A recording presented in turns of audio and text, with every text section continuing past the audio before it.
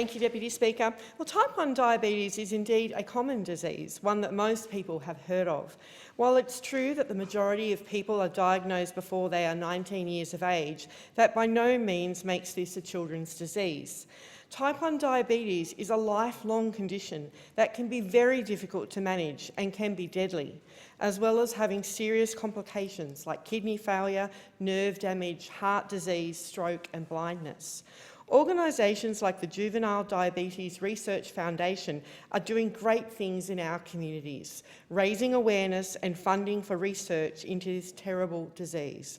They are also inspiring young locals to do their bit to help. Last year, Nowra's Alicia Hughes started raising money for the foundation with a pledge to hike the Kokoda Trail. An inspiring woman who, after experiencing a severe hypoglycemic episode, wanted to make a difference in the lives of people living with diabetes. The truth is that we need to understand this disease better, but we also need to fund the treatment of it better as well.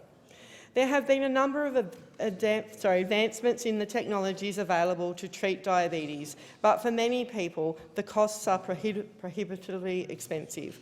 Continuous glucose monitoring devices are small wearable monitors that measure and display glucose levels throughout the day and night.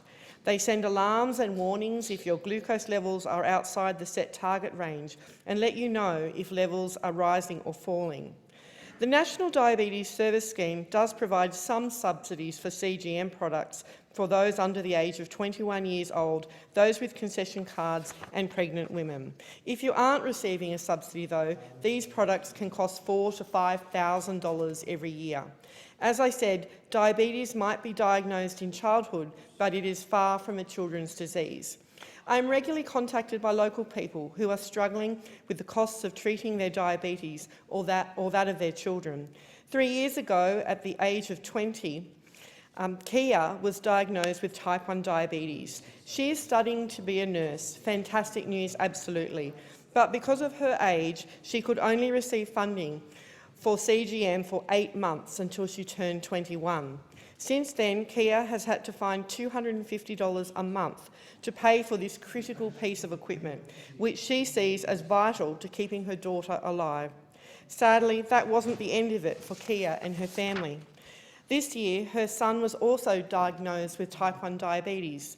Unfortunately, he was 4 days short of qualifying for the government's subsidies under the National Diabetes Services Scheme. Kia's son is an apprentice, something we all should be encouraging in today's world, but he earns just too much for a low-income healthcare card. So now, Kia's family is looking for $500 every month to help her children manage their health conditions. Due to COVID-19, Kia was stood down for 6 weeks. Both her and her husband have had their hours reduced and they are struggling. As Kia said in her email to me, unfortunately, the risk of fatal hypos does not diminish the moment you turn 21. But our priority will always be with providing the best care we can to our children. Helping local people manage chronic health conditions like diabetes actually saves the government money in the long run. When chronic health conditions are managed, it keeps people out of doctor's surgeries, out of emergency rooms, out of our hospitals. It means people can go to work, contribute fully to our economy, instead of spending time away from work trying to manage the complications of their condition. We know we can manage diabetes, and we know that when it is properly managed, people living with diabetes can live full and healthy lives. Another constituent I spoke with was told by her doctor that she should say she wants to have a baby. That way she could get help.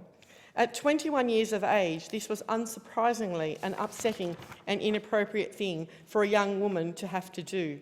So while we are seeing great things in the private sector from organisations like the Juvenile Diabetes Research Foundation, there is a huge gap being left by government in this space. We need to be helping and supporting our community to deal with their diabetes, not only to help them, but also to help our health system. The government has a once-in-a-lifetime opportunity for real reform.